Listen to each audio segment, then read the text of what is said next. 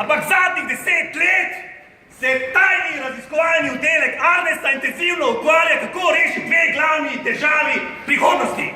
Prvič, več podatkov. Drugič, poplava lažnih novic. Mislim, da smo končno našli pravo rešitev. Odkrili smo namreč popolnoma nov medij. Več kot 10 let intenzivnega leta naših vrhunskih strokovnjakov. Nov medij je izjemen. Pozabite na video posnetke na YouTubeu. Pozabite na pametne telefone. Ta medij je enostaven za uporabo. Ne bo prodrl vašo zasebnost. Je popolnoma tih.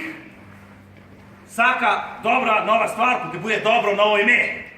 In temu novemu mediju pravimo človeška aplikacija za strokovno obveščanje preverjenih informacij iz sveta in Slovenije. Na kratko, časopis.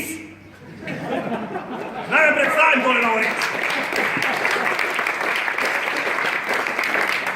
Lahko ga prepognete, brez težav, prosim. Uspeh, da to narediti z vašim telefonom. Poglejte, še enkrat, demonstracija. 10 let dela, vrhunski ljudje.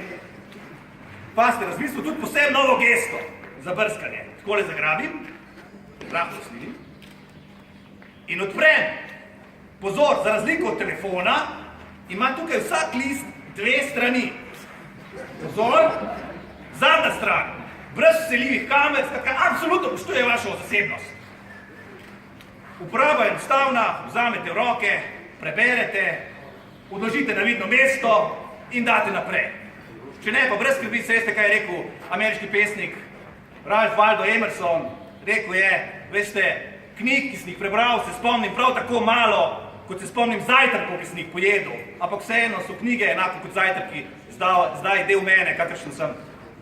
Zdaj pa vabim še k zaključni besedi gospoda direktorja, potem bodo pa naši aktivni spodbujevalniki komunikacije, naš človeški internet, vsakemu od vas dali to vrhunsko, izjemno človeško aplikacijo oziroma časopis.